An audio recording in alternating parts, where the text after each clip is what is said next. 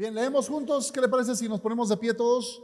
Y leemos del versículo 1 al 7 en Apocalipsis 2. ¿Lo tienen todos?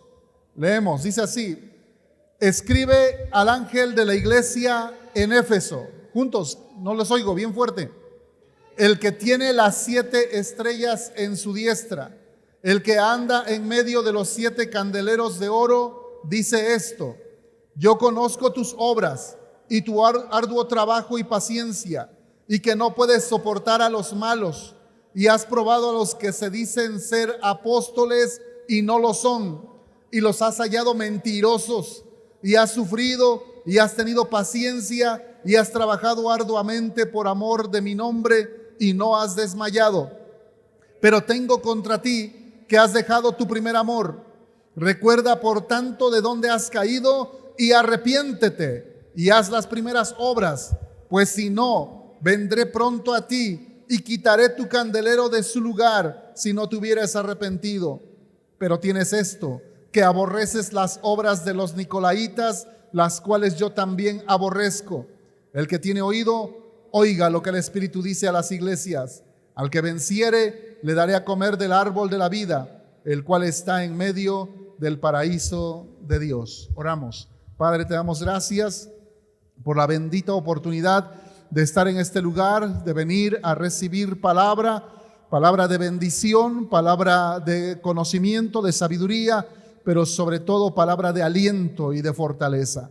Señor, aquí estamos en esta hora, queremos tener un corazón dispuesto, una mente abierta para recibir tu palabra, Señor, y que tú puedas sellarla en nuestro corazón como un sello, puedas ponerla ahí en nuestra vida. Señor, habla a nuestra vida, habla a nuestro corazón, háblanos, porque en esta mañana estamos dispuestos a recibir tu palabra como aquel jovencito que en alguna ocasión dijo: habla, que tu siervo oye. De la misma manera, Señor, háblanos, te lo pedimos en el nombre de Jesús.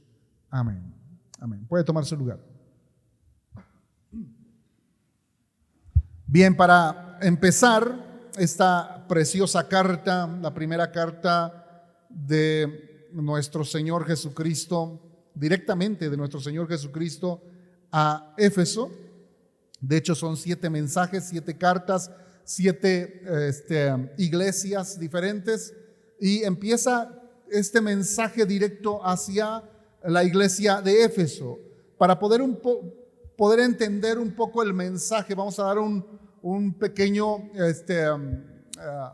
cuadro de cómo se vivía allí. Éfeso era una ciudad muy próspera, era una ciudad que era muy famosa en ese mundo antiguo, con una iglesia que de la misma manera compartía esa misma fama. Éfeso era la ciudad donde el apóstol Pablo ministró por 3 años. De hecho, se menciona por primera vez en Hechos 19:1, cuando dice que aconteció que entre tanto que Apolos estaba en Corinto, Pablo, después de recorrer las regiones superiores, vino a Éfeso y hallando ahí a ciertos discípulos. Dice que ahí llegó el apóstol Pablo.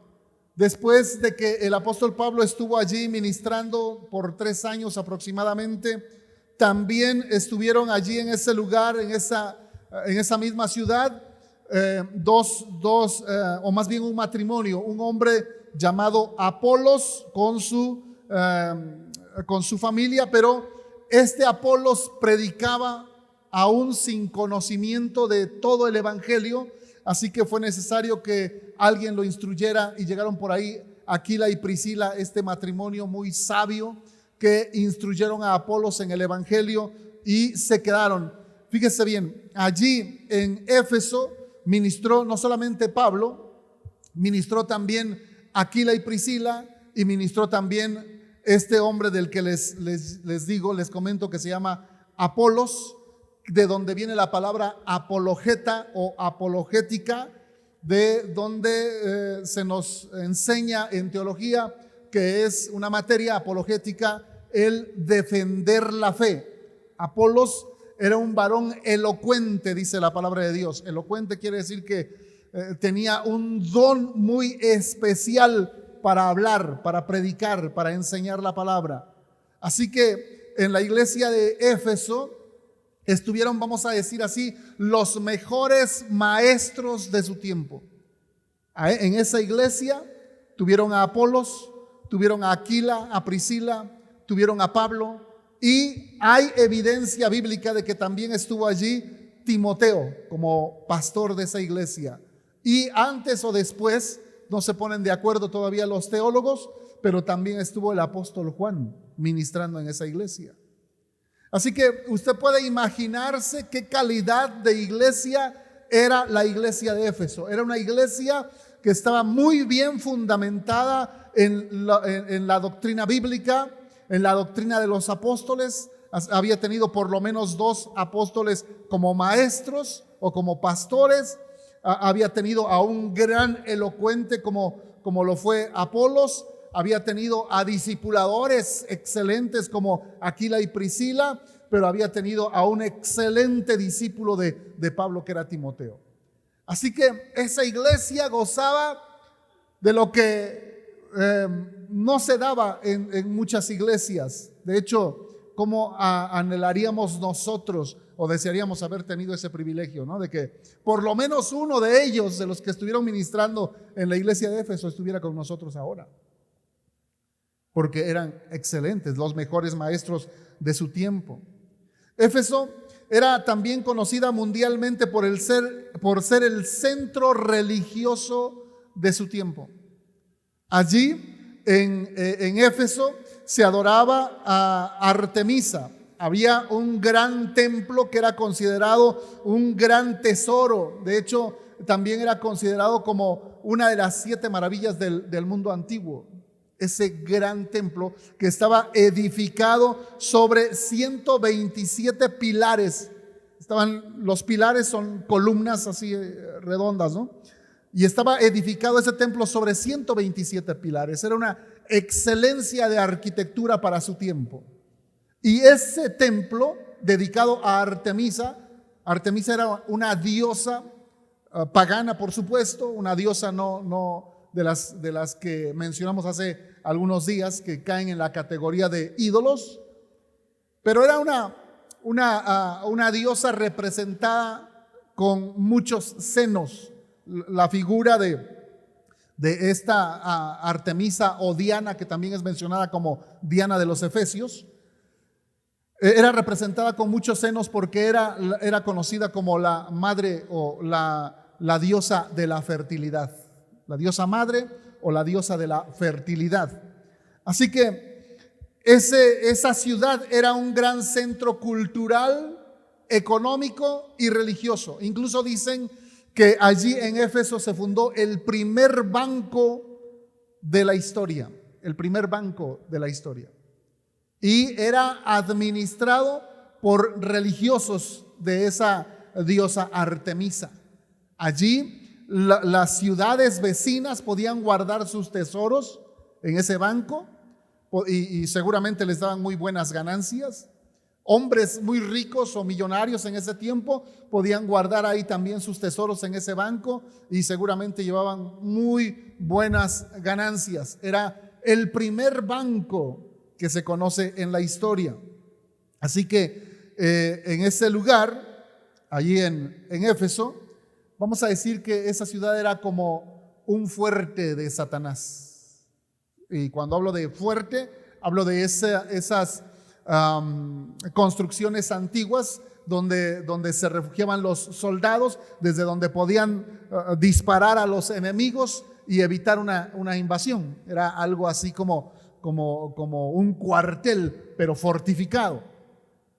Y en el sentido espiritual podemos decir que Éfeso era un fuerte de Satanás, era un cuartel militar espiritual satánico, porque allí en ese lugar de Éfeso, especialmente en el templo de Artemisa, se adoraba a esa diosa, Artemisa o Diana, pero con unos rituales totalmente degradantes. Allí era practicada la prostitución vamos a decirle así, religiosa o espiritual. Para ellos había ese tipo de culto a su diosa. Exigía su diosa que en su culto, mientras llegaban a adorarle, hubiera esos días especiales en que se practicaba todo tipo de sexo depravado ahí. Y había prostitutas sagradas, eran las sacerdotas, las sacerdotisas, prostitutas sagradas. Entonces era una gran depravación allí en Éfeso. Para su tiempo era algo común. A esa diosa le ofrecían bueyes, así como se encuentra en el Antiguo Testamento, de los rituales que se ofrecían a Jehová para la remisión de pecados y todo ello. Así de la misma manera se ofrecían para la diosa.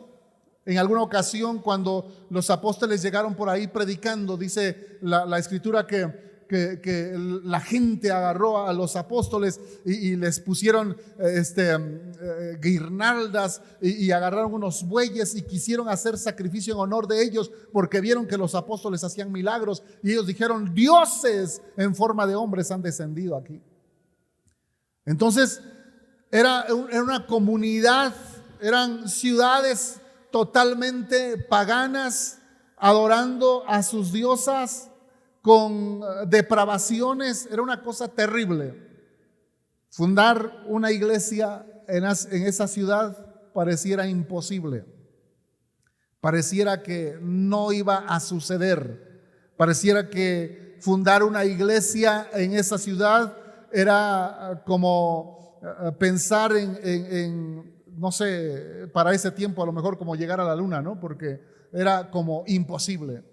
Sin embargo, Dios puso todos los medios para que en esa ciudad se fundamentara, se cimentara una iglesia, y una iglesia fuerte, una iglesia bien adoctrinada, una iglesia con los mejores maestros de su tiempo, una iglesia que llegó a ser conocida por su pasión por Cristo.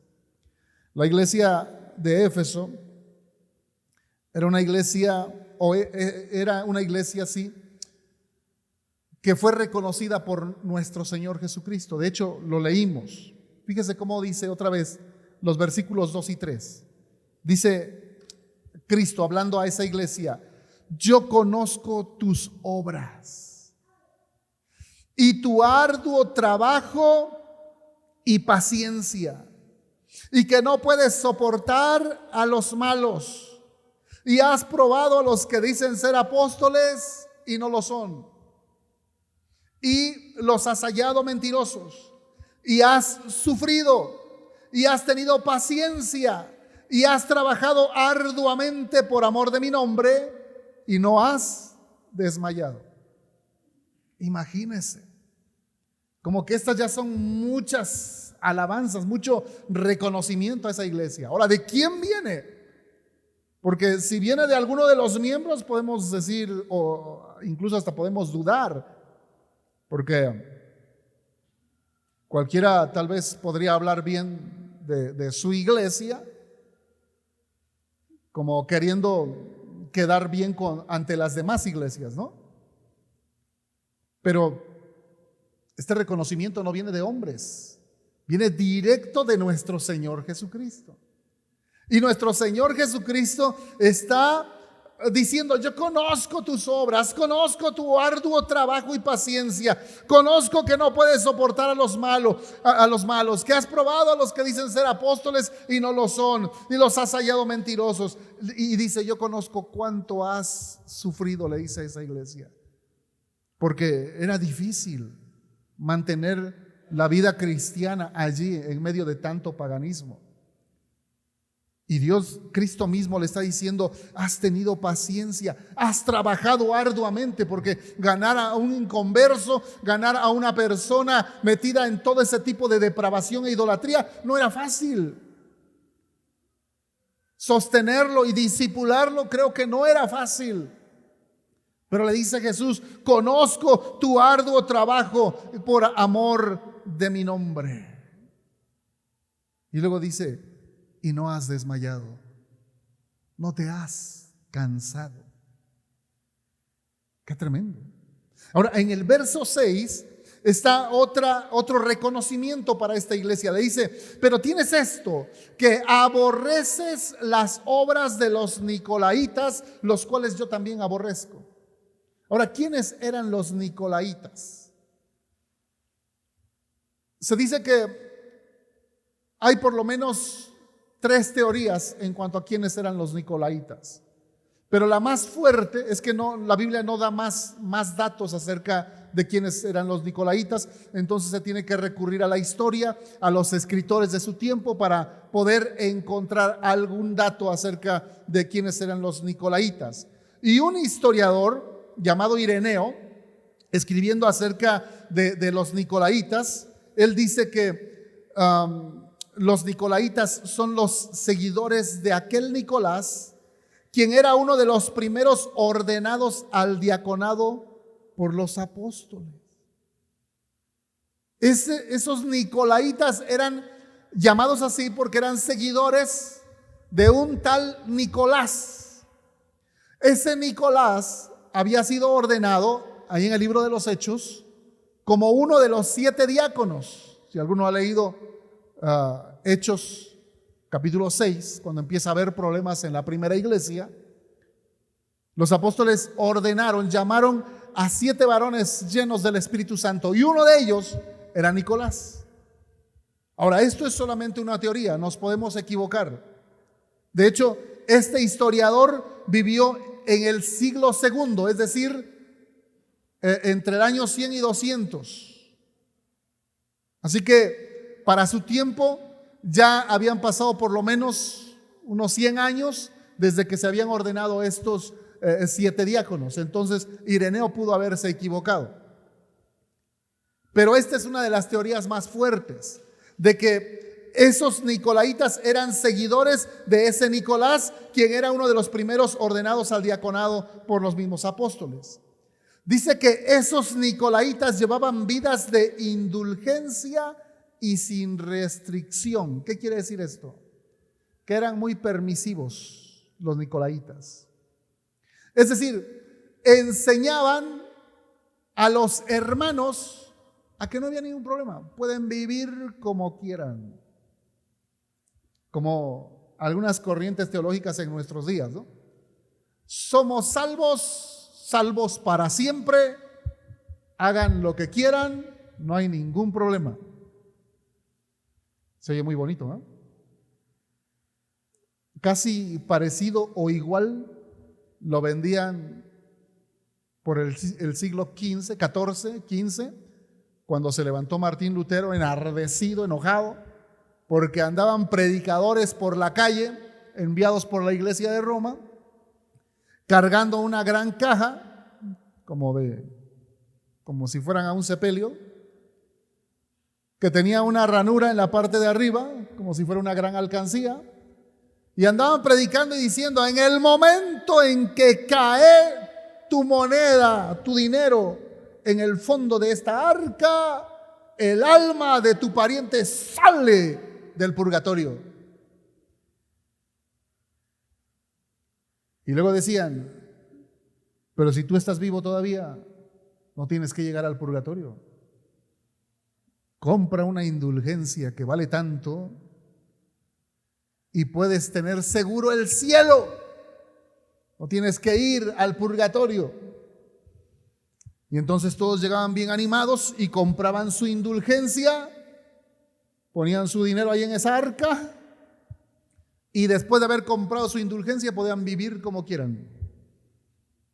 Podían robar, matar, violar, adulterar, mentir, etcétera, etcétera, etcétera, etcétera, porque ellos ya tenían seguro el cielo. ¿Por qué? Porque habían depositado un dinerito en esa arca. Se oye bonito, ¿ah? Pero es mentira. Así los nicolaitas, ellos no pedían dinero, tal vez no hay evidencia de eso, pero sí enseñaban a los cristianos a que podían vivir como quisieran. De hecho, ellos apoyaban 2 estilos de vida muy, muy fuertes.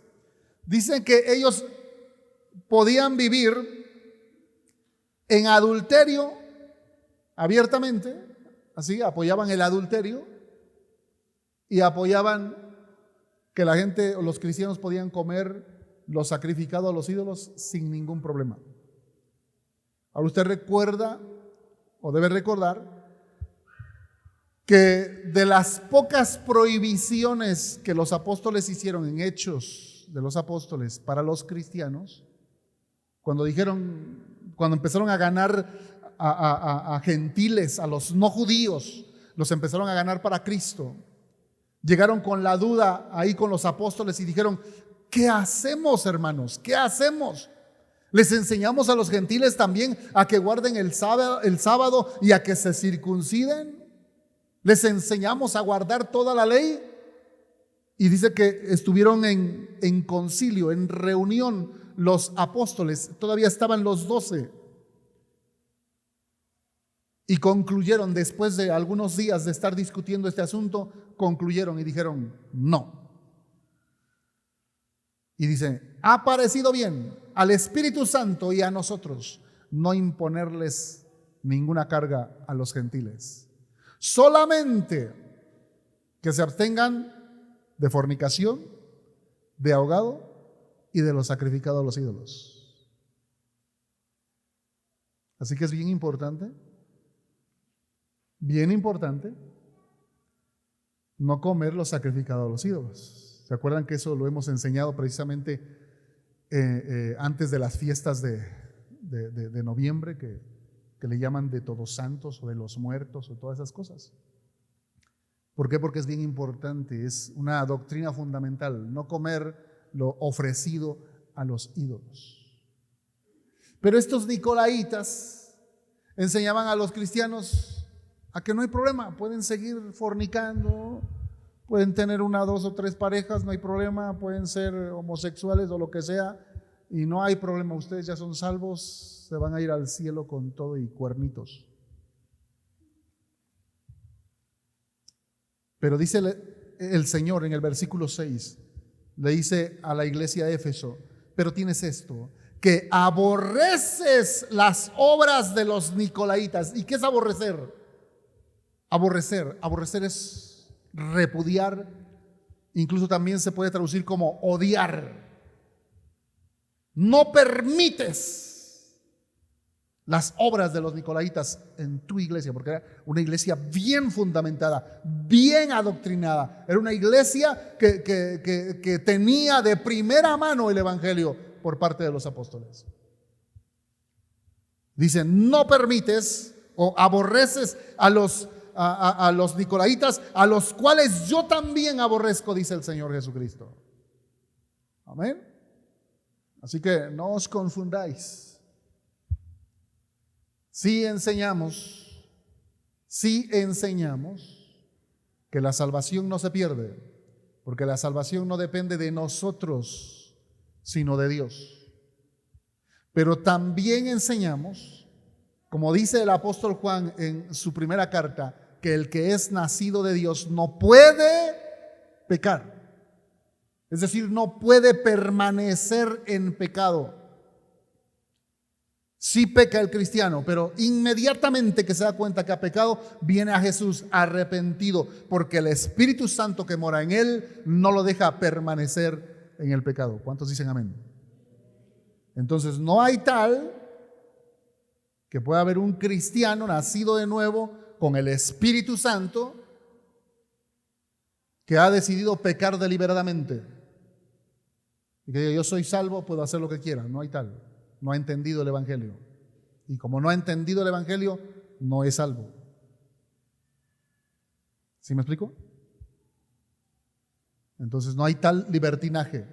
En el discipulado les enseñamos desde la lección 2 que la seguridad de vida eterna no es una licencia para pecar, es la libertad para servir a nuestro Dios. ¿Cuántos dicen amén? Amén. Bien, así que esta era una iglesia de gran trabajo evangelístico y misionero. Era una iglesia muy bien adoctrinada, hermanos que conocían mucho de las Sagradas Escrituras.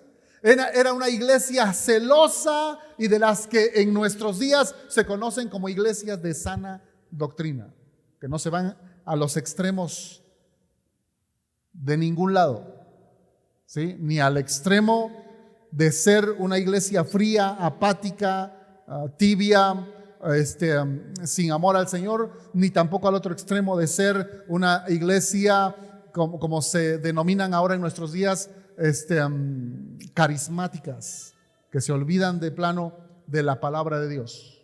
No, esta iglesia era una iglesia de sana doctrina, era una iglesia celosa, era una iglesia de las que se podían considerar maduras. Oiga bien, era una iglesia de las que se podían considerar maduras espiritualmente. ¿Por qué? Porque podemos decir que satisfacían las demandas de nuestro Señor Jesucristo. Perdóneme, pero quiero hacer una comparación y tal vez sea muy fea, pero es como una muy buena esposa en casa, que hace todo lo que requiere el marido, ¿no? Le lava la ropa, le plancha la ropa, le hace de comer, le da el guiso que le gusta, etcétera, etcétera, etcétera. Todo como una buena, muy buena esposa. Así era esta iglesia. Pero, hay un pero. Pero dice en el verso 4, pero tengo algo contra ti, que has dejado tu primer amor. Y ahí como que todo lo anterior, todos los aplausos, todo el reconocimiento, toda la alabanza de los versículos 2, 3 y 6, como que se opaca. Ya no se ve. ¿Por qué? Porque dice, tengo algo contra ti. ¿Qué es eso que tienes contra mí? Que has dejado tu primer amor. ¿Sabe?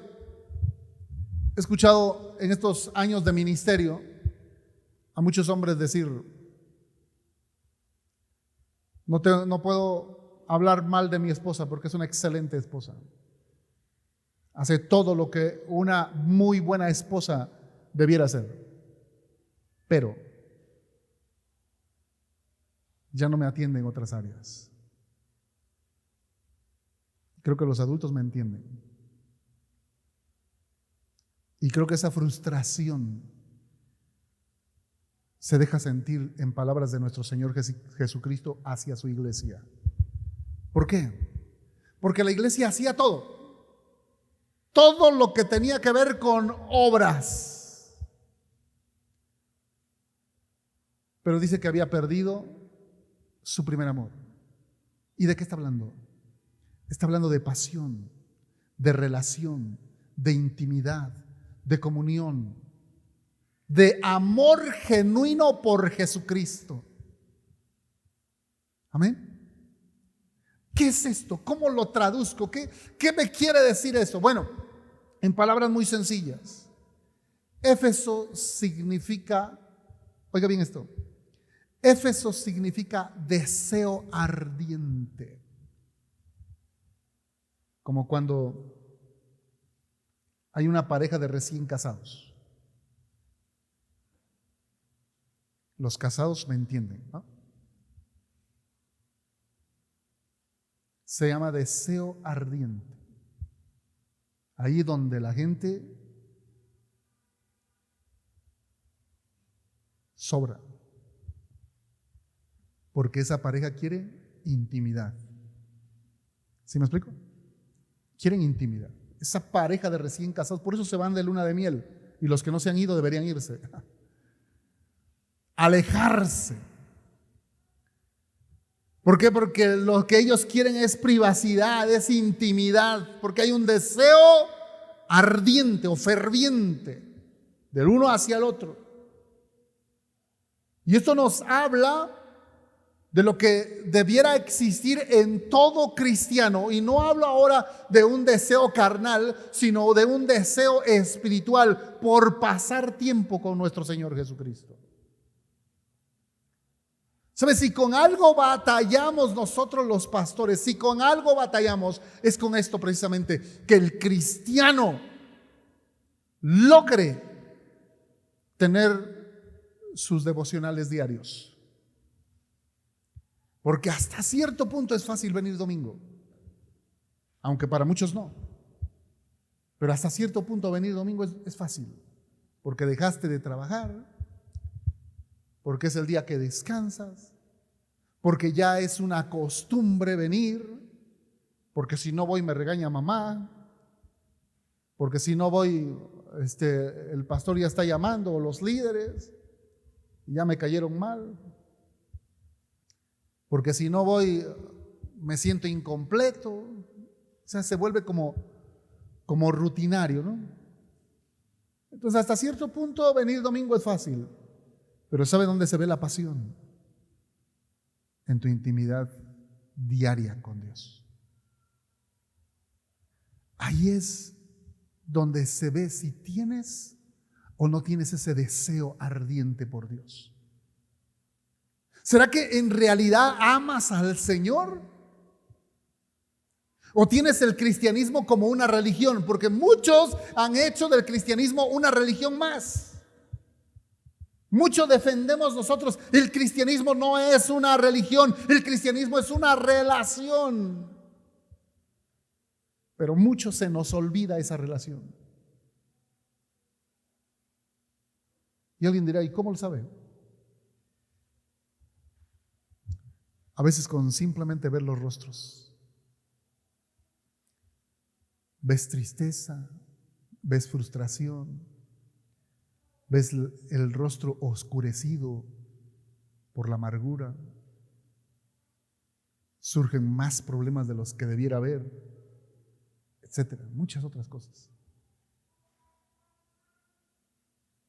Con el discipulado y con el cuidado de los líderes, y ahora con lo que tenemos de festiniños, estamos preguntando si están orando todos los días, y gracias a Dios, porque algunos se reportan.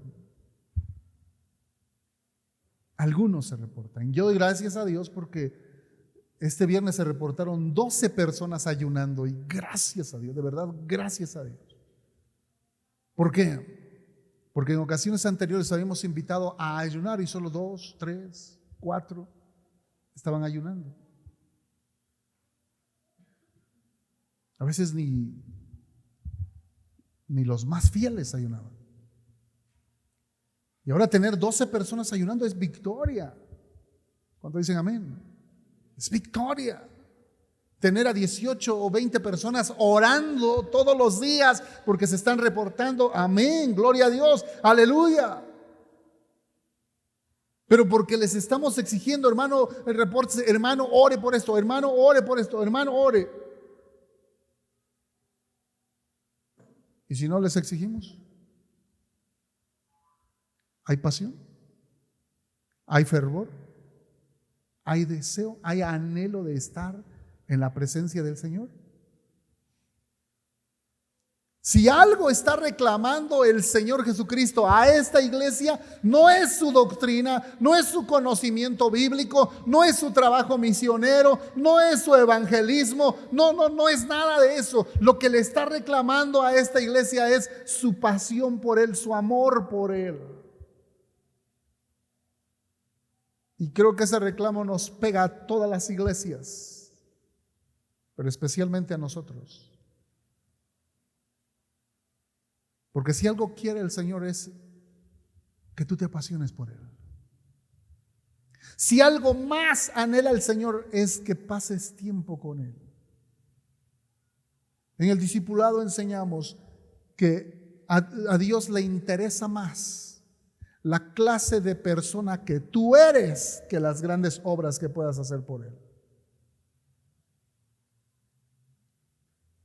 Entonces tienes que empezar contigo, con doblar tus rodillas, con presentarte delante de Dios todos los días, no por obligación, sino por amor, por deseo, por pasión, por fervor. Eso es lo que quiere el Señor. Hermano, pero no tengo peticiones, no importa.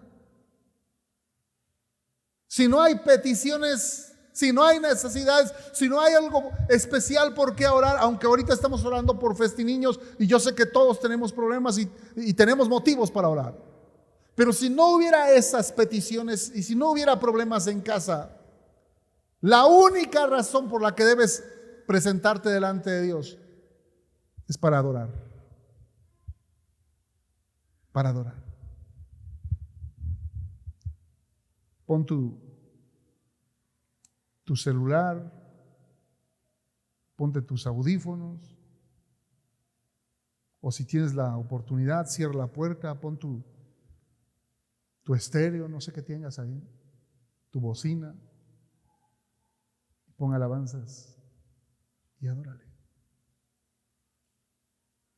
De hecho, así es como debiéramos presentarnos delante de Él, con adoración. No esperar el culto del domingo para adorarle, sino en casa, allí donde nadie te ve. Así lo dijo el Señor Jesús. Así lo dijo. Cierra la puerta y ora a tu Padre que está en lo secreto, y tu Padre que está en lo secreto te recompensará en público. Pero es necesario que nosotros recapacitemos en esto. Y yo doy gracias a Dios porque nos está llevando en este estudio precioso del Apocalipsis, porque aquí el Señor nos está revelando cuánto necesitamos de Él. No solamente nos revela quién es Él, su grandeza, su poderío, su autoridad, su majestuosidad, su omnipotencia, su omnipresencia, todo eso grande que Él es, sino también nos revela nuestra necesidad de Él. Necesitamos estar en su presencia. Y debe haber en nosotros ese deseo ardiente. Éfeso significa deseo ardiente y describe el primer siglo de la historia de la iglesia. ¿Cómo era la iglesia en el primer siglo, cuando todavía estaban vivos los apóstoles, los 12? ¿Cómo era la iglesia en toda esa región de Asia? Dice en uno de nuestros manuales de discipulado que los discípulos en 25 años ganaron al mundo conocido de su tiempo. Toda Europa, parte de Asia y el norte de África para Cristo. En 25 años, sin ningún tipo de tecnología de las que tenemos ahora. Sin radio, sin televisión, sin internet, sin celulares, sin nada de lo que tenemos ahora. Ganaron al mundo conocido de su tiempo. ¿Qué había en ellos? Pasión, fervor por predicar a Cristo, por anunciar a Jesús, por llevar el evangelio. Y lo lograron. Así que Éfeso describe el primer siglo de la historia de la iglesia, el cual se caracterizó por un profundo amor, un ardiente celo por Cristo y una inflexible oposición a los falsos maestros. Así era la primera iglesia, era inflexible ante los falsos maestros. Inmediatamente los descubrían, los acusaban y los exhibían. Y es lo que se debe hacer en toda iglesia cristiana, en toda iglesia bíblica. Si llega alguien enseñando otra doctrina, si llega alguien enseñando otra palabra, otra enseñanza que no es bíblica, que está fuera del contexto bíblico, tenemos nosotros la responsabilidad de decirle no más. No lo volvemos a invitar y tenemos que exhibir esa doctrina. Está mal por esto y por esto más. Amén. Así era la primera iglesia, era inflexible a esos falsos maestros y a esas doctrinas erradas, porque el libro de Apocalipsis que estamos leyendo nos habla de cómo esta iglesia de Éfeso rechazó las doctrinas falsas de los nicolaitas. Además también dice ahí en estos versículos que hemos leído que esta iglesia de Éfeso había aprobado a los falsos apóstoles o a los que decían ser apóstoles y no lo eran, porque para su tiempo ya había lobos vestidos de ovejas. Hombre, si estaban apenas en el primer tiempo, los apóstoles que estuvieron con Cristo eran bien conocidos, todo el mundo conocía quiénes eran los 12. Y un 13º que se levantó por ahí, pero con mucho respaldo de Dios, Pablo. De ahí en fuera nadie más. Pero llegaban otros diciendo: yo soy apóstol también. Y lo único que querían era engañar a la iglesia, robarse a la iglesia. Muchos servían, como ahora, como en nuestros días, muchos servían por dinero, porque sabían que entre más gente, más dinero. Y solo querían eso, dinero. Así que las iglesias, en este caso la iglesia de Éfeso, lograba descubrir las intenciones de los que decían ser apóstoles y no lo eran. Amén. Sin embargo, como dijimos antes, había un pero, y el pero era que habían dejado su primer amor. Ahora fíjese bien, no se puede dejar algo que no se tiene o que no se tuvo en su momento, ¿no? Y Éfeso en algún momento fue una iglesia así, una iglesia apasionada, una iglesia ferviente, una iglesia que amaba al Señor y que le llevó a hacer tantas obras, que le llevó a levantar misioneros, evangelistas, pastores, que les llevó a extender el evangelio por su región. Tuvo ese momento de pasión por Cristo. Esa pasión por Cristo les llevó a conocer las Sagradas Escrituras, la Biblia, a conocer bien la sana doctrina. Sin embargo, en algún momento se enfrió ese amor. ¿Y quién era el amor de esa iglesia? ¿Quién? Cristo. Cristo era indudablemente ese primer amor de la iglesia de Éfeso. Pero ¿qué estaba pasando? ¿O qué pasó? ¿Qué sucedió? ¿Por qué esa iglesia dejó su primer amor? ¿Por qué? ¿Por qué ahora recibe una reprimenda de parte de nuestro Dios? ¿Por qué? ¿Por qué? ¿Qué pasó en esa iglesia? ¿Qué sucedió? ¿Qué es lo que llevó a la iglesia de Éfeso a dejar a su primer amor? Y quiero mencionarle por lo menos 7 cosas que provocan que un amor ferviente se enfríe. Ahora, estas cosas se pueden aplicar a una iglesia, pero también se pueden aplicar a un matrimonio. ¿Por qué le digo esto? Porque en el Nuevo Testamento el Señor Jesucristo se presenta como el novio y a la iglesia la presenta como su novia. ¿Sí sabían eso? Cristo es el novio, la iglesia es su novia. Incluso dice que cuando arrebate a la iglesia y estemos allá en el cielo, se van a celebrar las bodas del Cordero. Es decir, simbólicamente la unión de la iglesia y Cristo. Y va a haber una gran fiesta en el cielo. ¿Cuántos dicen amén? ¿Cuántos van a estar ahí? Amén. Es la celebración de la unión de la iglesia y Cristo. Así que la iglesia es representada como una mujer, como la novia de Cristo. En el Antiguo Testamento hay muchas referencias de que Israel era presentada como la esposa de Jehová, la esposa de Dios. Hay muchas referencias.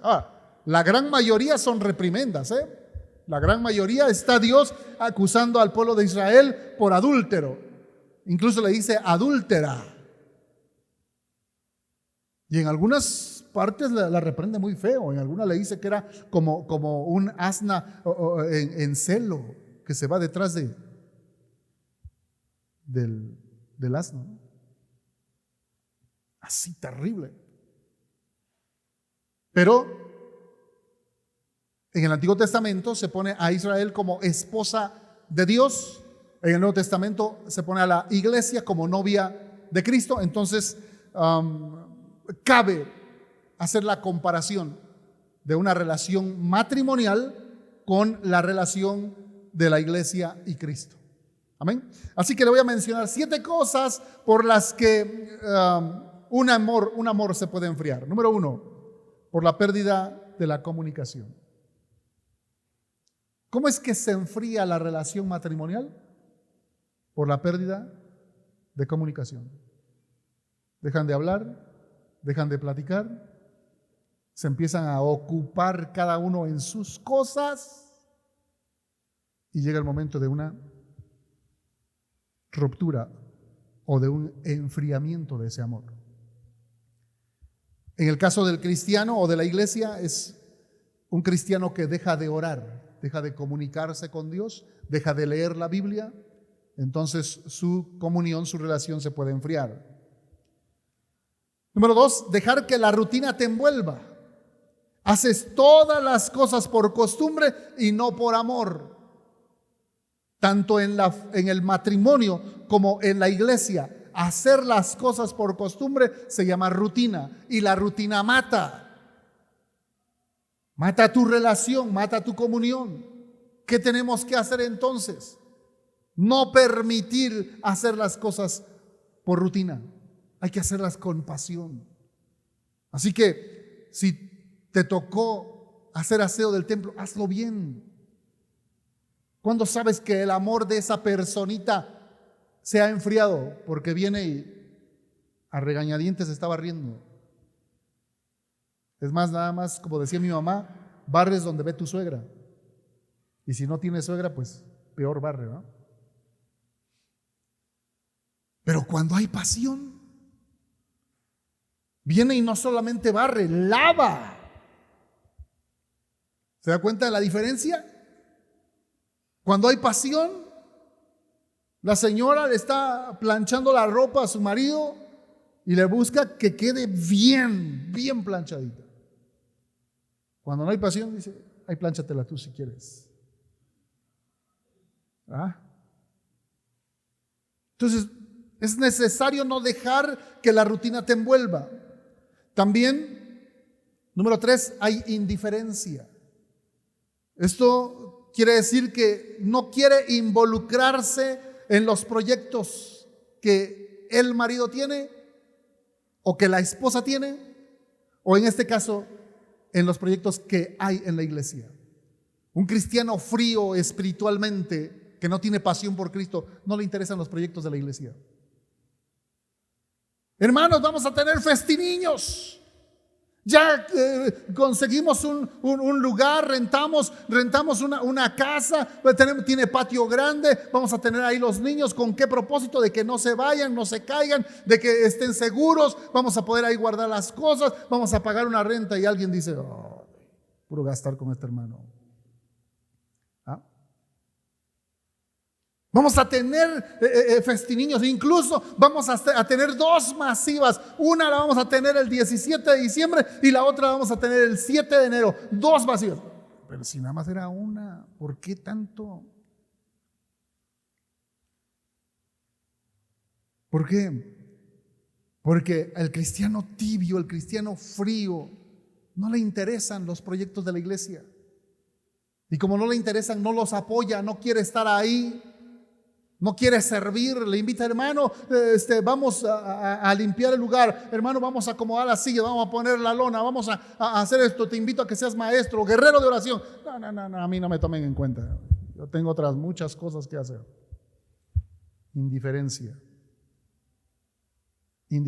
¿Qué muestra? Frialdad, falta de pasión, no hay amor. Hay religiosidad, pero no pasión.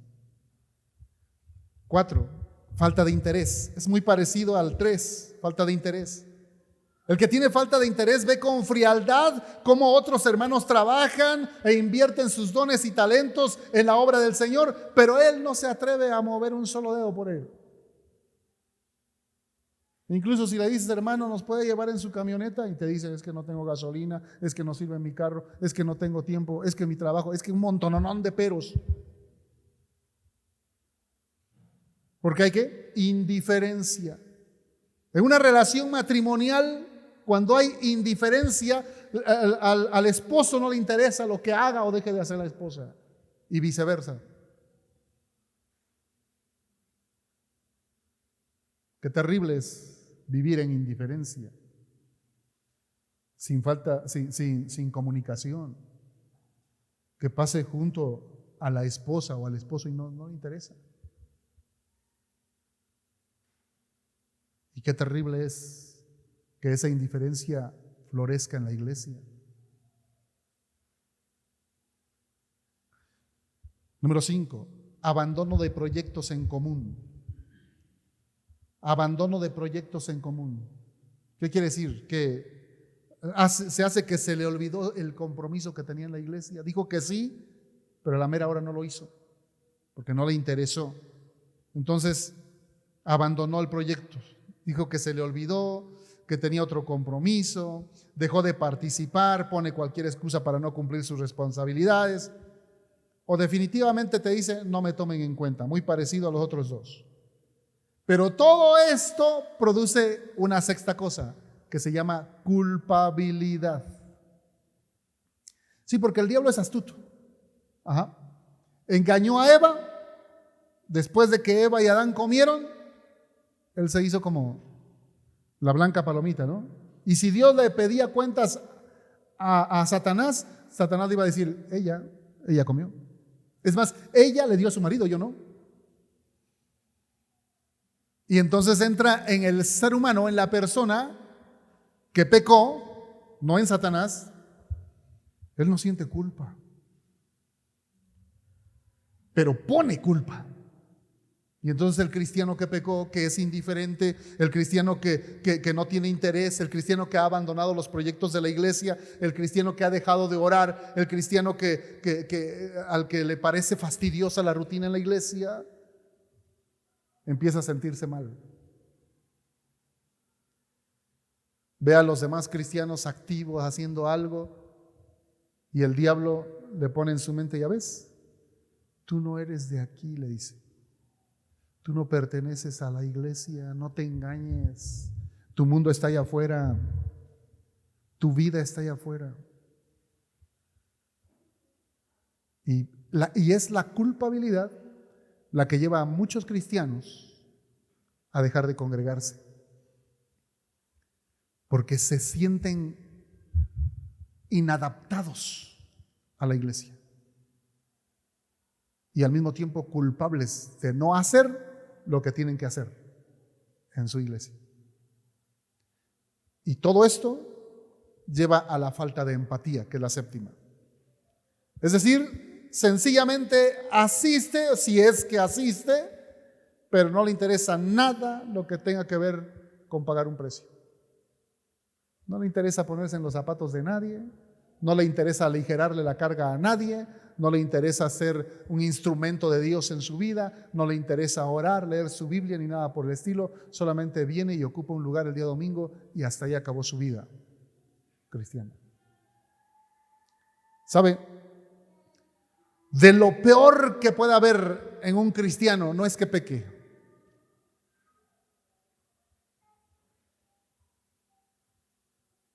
Porque finalmente todos pecamos.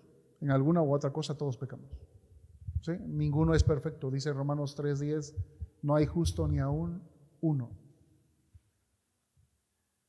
Nos damos cuenta con nuestros hijos y los hijos se dan cuenta con nosotros. No somos perfectos. Tenemos muchas fallas, muchos detalles.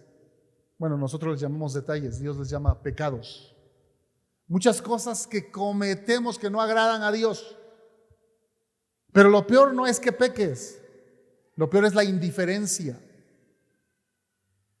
Porque si tú pecas y tienes el Espíritu Santo y eres sensible al Espíritu Santo, tú puedes escuchar su voz cuando Él te dice, arrepiéntete. Inmediatamente estés donde estés, tú vas a buscar un lugar y a decirle, a lo mejor no tienes dónde arrodillarte ni dónde encerrarte en un lugar, pero en tu corazón vas a decir, Señor, perdóname, porque te das cuenta que has pecado delante de Dios. Pero lo peor que puede haber en un cristiano es llegar al punto de la indiferencia.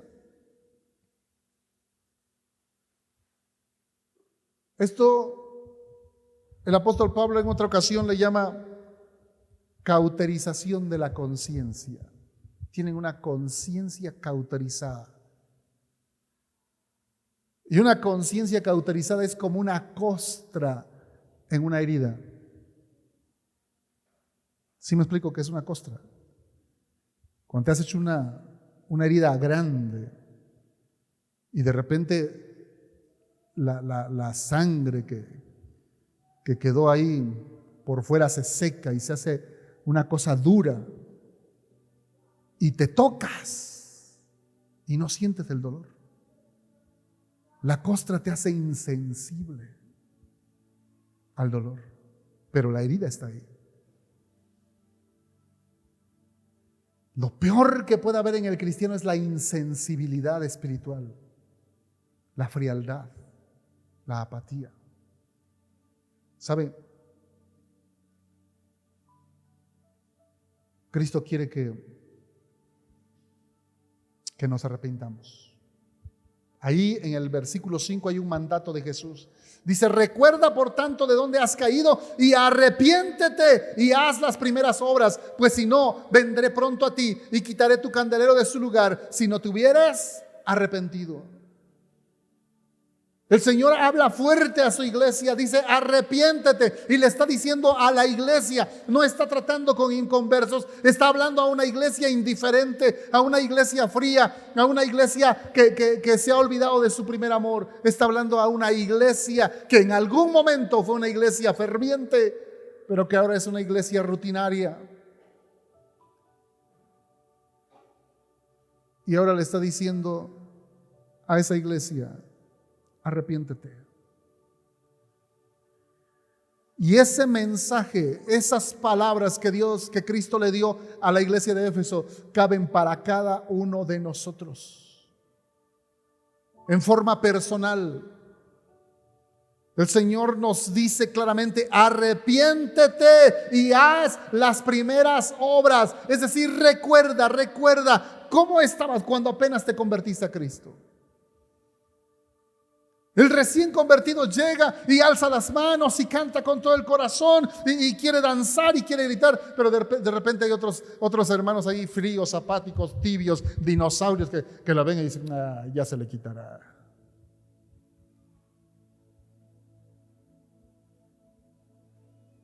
El cristiano ferviente, apasionado, el cristiano que está en su primer amor, viene, canta, adora, no se fija en los demás. El cristiano apasionado se levanta temprano, ora, aunque sea 5 minutos, pero ora, lee su Biblia, no porque se lo exija su maestro discipulador, sino porque quiere tener comunión con su Dios. El cristiano apasionado habla de Cristo a las personas, busca la oportunidad para compartir de Jesús. No solamente cuando lo mandan a ser misionero, a hacer misiones o a evangelizar. El cristiano apasionado, el cristiano que está en su primer amor, hace las cosas con pasión, con excelencia. No anda buscando peros o pretextos para no hacerlo. Por eso Cristo nos dice en esta mañana: arrepiéntete y haz las primeras obras. Vuelve a tu primer amor, vuelve a apasionarte. Cuando deseabas el discipulado, cuando buscabas a tu maestro y le decías: discipúlame, hermano. Cuando sin que alguien te dijera, llegabas con tu maestro y le decías: cheque mi meditación, pastor, cheque mi meditación, cheque mi lectura bíblica. Cuando llegabas temprano y lo que más querías era levantar las manos y adorar a tu Dios. Y ahora buscas el pretexto para llegar tarde. Cristo te dice en esta mañana, hermano: arrepiéntete y haz las primeras obras. Y luego viene una sentencia muy fuerte. Dice: porque si no, vendré pronto a ti. Y no lo está diciendo como una promesa, sino como una advertencia. Vendré pronto a ti. Y luego le dice: y quitaré tu candelero de su lugar. ¿Qué quiere decir eso? Algo parecido a lo que sucedió con el pueblo de Israel en alguna ocasión. Israel también se enfrió. Israel también perdió su primer amor. El sacerdote en ese tiempo era un sacerdote anciano, muy pesado, dicen que estaba muy gordo. y ya no se levantaba, ya no se paraba, estaba sentado. De acuerdo a la ley judía, el sacerdote tenía que ministrar de pie, no sentado. El sacerdote, no hablo del rabino. El rabino se sentaba. Alguna vez Jesús llegó a una reunión como le decían, una sinagoga, y tomó el rollo y se sentó, dice la Biblia. Porque el rabino, el maestro, se sentaba, pero el sacerdote no. El sacerdote ministraba de pie. El sacerdote Elí tenía 2 hijos que nunca se sujetaron a la ley y siempre violaron la ley, aunque eran sacerdotes, nunca obedecieron la ley ritual. Ellos hacían lo que querían y tomaban para ellos de lo mejor de lo que era ofrecido para Dios, lo tomaban para ellos, no dejaban que la persona lo ofreciera a su Dios. Entonces ellos se sentían más importantes que Dios. Dios reprende a Elí y le dice: voy a castigar a tus hijos, les voy a quitar la vida. Y Elí, en lugar de ir y reprender a sus hijos, dijo: es Dios, que haga lo que Él quiera. Ese día hubo una guerra en contra de los filisteos, sus eternos enemigos, los eternos enemigos de Israel. Hubo una guerra contra los filisteos. Ese día murieron 30,000 guerreros israelitas. Tuvieron una gran derrota. Lo peor no fue eso, sino como que ya habían tenido un enfrentamiento unos días antes y habían muerto 3,000 israelitas. Entonces ellos dijeron: bueno, vamos a llevar el arca, y seguramente si llevamos el arca, entonces vamos a ganarle a los filisteos, porque ya su fe no estaba en Dios. Su fe ya estaba en una cosa. Y aunque es cierto que en el arca se manifestaba la gloria de Dios, la presencia de Dios, el arca no fue hecha para ir a la guerra. El arca fue hecha para los sacrificios, para la remisión de los pecados del pueblo. Pero estos hombres llevaron el arca a la guerra. Y como Dios no estaba de acuerdo, los entregó a sus enemigos. Murieron 30,000 ese día. Y dice la escritura que los filisteos se llevaron el arca. Ese día, la esposa de Fitness, uno de los sacerdotes hijos de Israel, hijos de Isaí, que estaba embarazada, dio a luz. Ese día, cuando recibió la noticia, el sacerdote Elí, cuando recibió la noticia, dice que cayó para atrás y se desnucó. Ahí murió el viejito de 98 años. Frío, apático. Ahí murió. Y el hijo de esa mujer, dice que esta mujer, yo supongo que esta mujer era una mujer que amaba a Dios. Aunque su esposo era un impío, yo supongo que esta mujer era una mujer que amaba a Dios, porque dice que cuando ella se enteró que los filisteos habían llevado el arca, a su hijo que nació le puso Icabod. Ese fue su nombre. ¿Y qué quiere decir Icabod? Icabod quiere decir: la gloria de Israel ha sido traspasada. Se han llevado la gloria de Israel. Se ha ido Dios de Israel. Si algo debemos de temer nosotros como cristianos, es que la presencia de Dios nos abandone. Alguna vez Moisés, en su pasión por Dios, Dios le ordenó y le dijo: avanza con el pueblo, sigue hacia adelante, vas a entrar a la tierra prometida. Y Moisés dijo: Dios, si tú no vas conmigo, yo no quiero ir. Ese debiera ser nuestro deseo cada día, cada mañana. Cuando sales a trabajar, cuando sales a hacer negocios, cuando vas a la escuela o cuando regresas, tu oración diaria debiera ser: Señor, si tú no vas conmigo, no quiero ir. No quiero ir. Quiero que tú vayas delante de mí. Quiero que tú vayas abriendo camino como poderoso guerrero. Quiero que tú vayas delante de mí. No quiero ir solo. Me conozco, sé mis debilidades. Quiero que tú vayas delante de mí. Si algo debiera temer el cristiano es que la gloria de Dios te abandone, que la presencia de Dios te abandone. Por eso el llamado en esta mañana es muy intenso de parte de Dios. Vuelve a tu primer amor. Y si vuelves,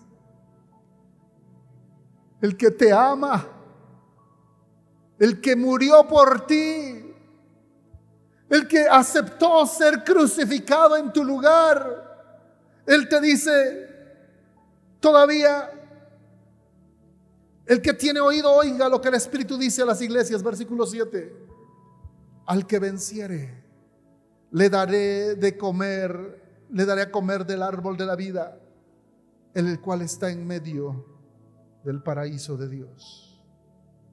¿Qué quiere decir eso? El paraíso quiere decir comunión, intimidad, relación, presencia de Dios. Comer del árbol de la vida es la seguridad de vida eterna. ¿Qué nos está diciendo aquí? Si tú te arrepientes, si tú vuelves a tu primer amor, te vuelvo a dar esa seguridad de vida eterna, pero vas a disfrutar de mi presencia, porque el paraíso era eso, era un deleite. Y Dios quiere que tú disfrutes de su presencia cada día. Que no sea una rutina, que no sea un deber, que sea un anhelo profundo en tu corazón. Ponte de pie.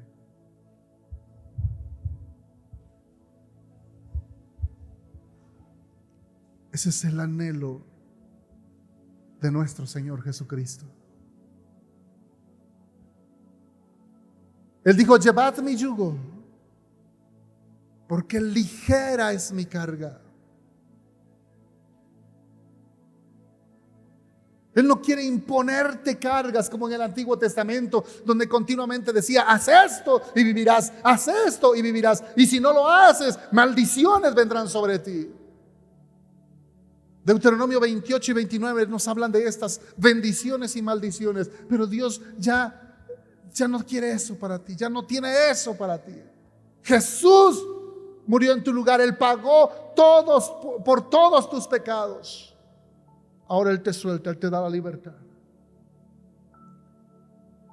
Él quiere ahora que lo desees, que le ames, que le busques apasionadamente todos los días de tu vida. Cierra tus ojos y empieza a orar. Arrepiéntete. Recuerda por tanto de dónde has caído y arrepiéntete y haz las primeras obras. Y al que venciere, le daré a comer del árbol de la vida, el cual está en medio del paraíso de Dios. Padre, no permitas que esta iglesia caiga en la rutina, en la frialdad, en la apatía.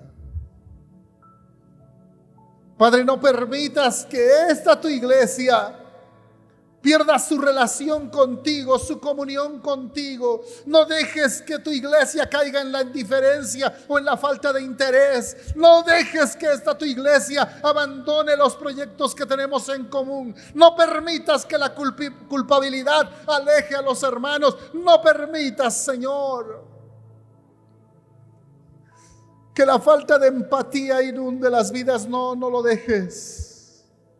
Hoy en el nombre de Jesús reprendemos todo espíritu de frialdad.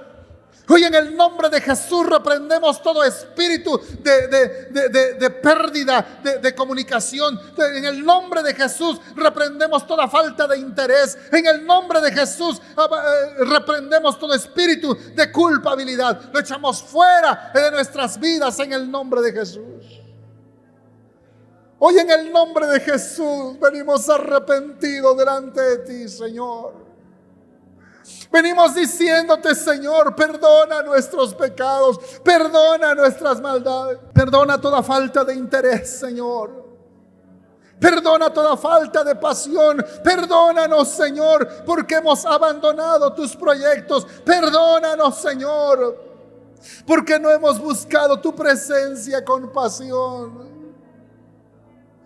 Hoy, Señor, tú nos llamas a buscar una vez más esa relación, esa intimidad contigo, esa pasión por ti. Hoy, Señor, tú nos llamas a ser una iglesia ferviente, una iglesia enamorada de ti, Señor. Que no hagamos las cosas por rutina, sino por amor a ti. Hoy, Señor, nos arrepentimos. Hoy, en el nombre de Jesús, desechamos toda frialdad. Hoy, en el nombre de Jesús, echamos fuera toda tibieza. Hoy, en el nombre de Jesús, echamos fuera toda rutina. Hoy en el nombre de Jesús echamos fuera todo aquello que nos ha impedido buscarte con pasión. Y hoy, Señor, venimos arrepentidos delante de ti, diciéndote, Jesús, ven, obra un milagro en nuestras vidas.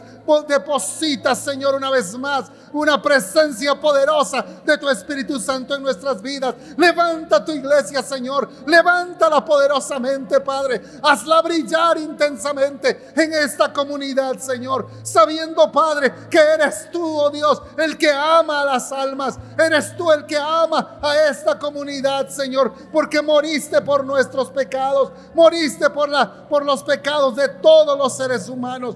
Tienes pueblo en este pueblo.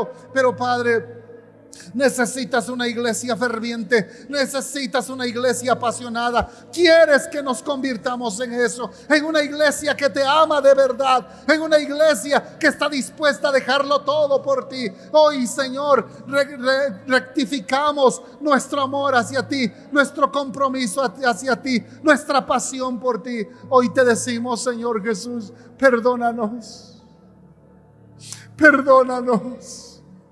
Perdónanos por todas las veces que hemos puesto excusas para no servirte. Perdónanos por todas las veces que hemos puesto excusas para no buscar tu rostro. Perdónanos, Señor, por todas las veces que le hemos hecho caso a nuestra carne, a nuestros deseos pecaminosos y nos hemos entregado a la maldad. Perdónanos, Señor. Hoy estamos aquí diciéndote, Señor, obra poderosa en nuestras vidas. Cambia tu iglesia todavía. Transforma tu iglesia todavía, Señor. Y ponga en nosotros la presencia poderosa de tu Espíritu Santo, la llenura de tu Espíritu Santo en nuestras vidas.